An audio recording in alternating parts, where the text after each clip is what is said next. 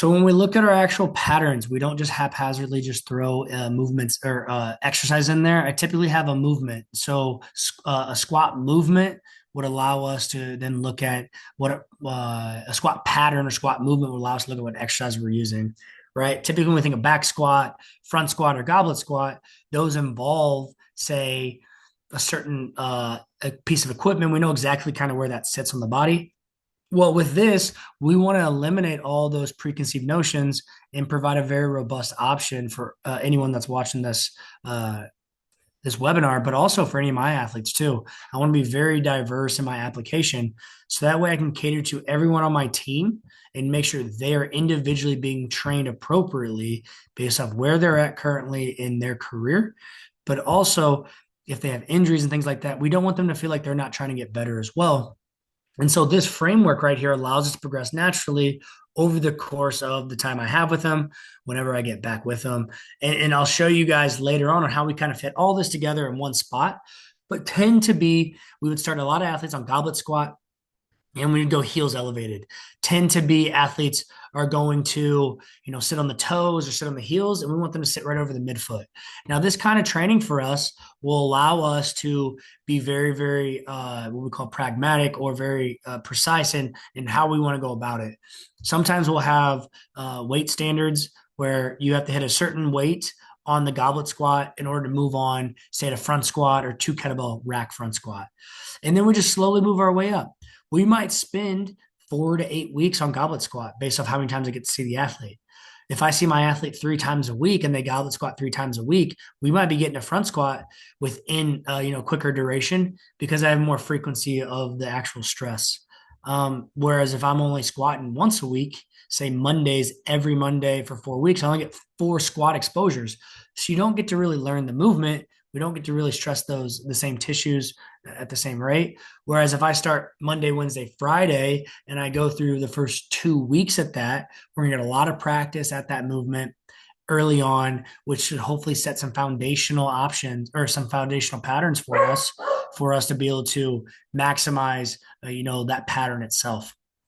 As we get more intense, as we know, you're going to lift a lot more weight on back squat.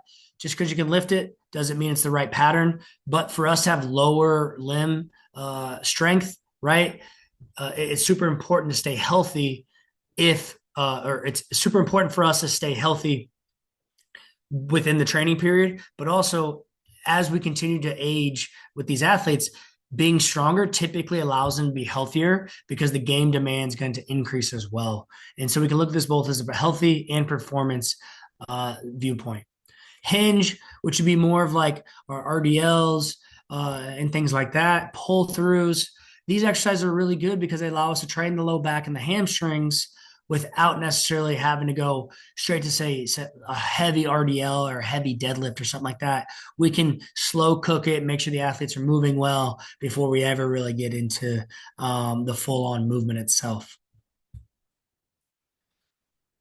When we get into, our bench press, our upper body pressing patterns, we can look at two of those. One's going to be more of our horizontal, so we call that bench press. Some athletes, a push up is really difficult for a lot of our athletes, so we might just have them hold a plank, right? Their core control is not where it needs to be for us to be able to do a push up yet, and so we'll just have them do planks in that block, and then sometimes we'll actually just start them on light dumbbell bench just to improve their upper body strength.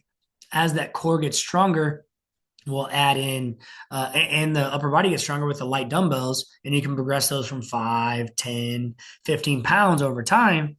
We then can be able to hold our body weight and do push-ups that way, okay? And if not, if you want to, you progress from bottom to top, and that works great too. Once we get to, our vertical press option, we typically start with landmine and the dumbbell, and then we go to the barbell. Sometimes we max athletes out at the top, but we max athletes out in the middle. We never get to the top. And the reason why is they don't need it. But it does us really, really well to have these options or this framework so that way we know where we want to go with it if we have the opportunity to progress.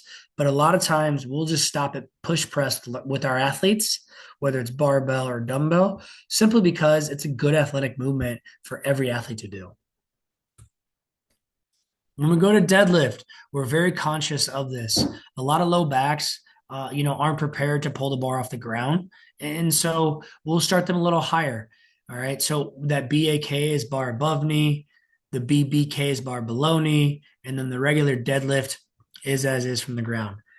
Now you can use any variation of that. So when we look at bar above knee, we might start with kettlebells or dumbbells where we squat down, grab that kettlebell or dumbbell, and then stand up. We could progress that in two kettlebell sumo, or we can go to trap bar deadlift. Same thing. The bar is just below the knee though. Think of like where you get like Oscar Slaughter's at. So that little part of the top of the calf is where we want that bar to be. And then we'll slowly work our way down to the floor. Some athletes never get down to the floor in their career, especially what age group you're working with, simply because they have this time period in their life where they're growing. And so their motor control is going to really be challenged as they get taller and things like that. And the muscle has to work harder as the bone gets longer. And so they have to reacclimate to that. And so for a lot of our athletes at the college level, we don't necessarily have this. Sometimes we do just because they're going through a growth spurt. But in the high school realm, when you look at somewhere between 12 to 18 years old, those athletes might grow one or two times for different durations of time. And so when we see like, oh, like this isn't working or something like that, it might not be the program itself. It could be the athletes going through a growth spurt, and we just have to adapt the program at that time and then allow them to progress naturally as we go. And then we have our rowing and pull up variations. We typically start with a lot of our athletes with more horizontal rowing. So like body weight, like a TRX or a straps. We'll go to like a barbell or dumbbell, 3-point row, and then we'll progress into chin ups and pull ups. Now, if we have athletes that are a little bit more advanced, we tend to do both of those at the same time, where I might start at a chin up and a 3-point row, or horizontal row, 3-point dumbbell row, and do both of those on just 2 different days. It really depends on where your athletes are at. For people that like to do Olympic lifting, we have that option here as well for you to follow along. And it's going to progress the same way. We want to create a lot of competency within movement and then progress to some complexity and intensity. Same thing for snatch. We train all of our athletes based on what they can do. We don't necessarily say movements are bad. As they stand, they might just not be a great fit for the athlete themselves. This is a lot on this, so I'm going to take my time in explaining it. So we have our progressions, regressions for the foundation themselves. We want to determine the patterns we're using. So for squatting, right? What's the easiest squat option that we have? And then what's the most difficult? We want to drive motor learning in a lot of our athletes so that way they can do the movement with efficiency and it looks clean when they're doing it. Not all the time is it just a bad pattern. They just might need to be working on a little bit more. The other thing we do, it could just be too advanced for them. And so we need to understand that if that's too advanced, we just regress them back and then reprogress them later on as they show that they have better competency of movement. Once we determine the pattern, we then want to work from light to heavy. So if we look at the bottom here, goblet squat is going to be the easiest one to learn, and it's going to be the lighter option on that tier one relative to the front squat.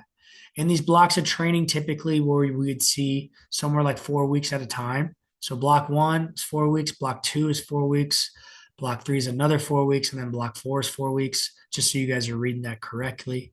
So 16 weeks over the time of us doing this.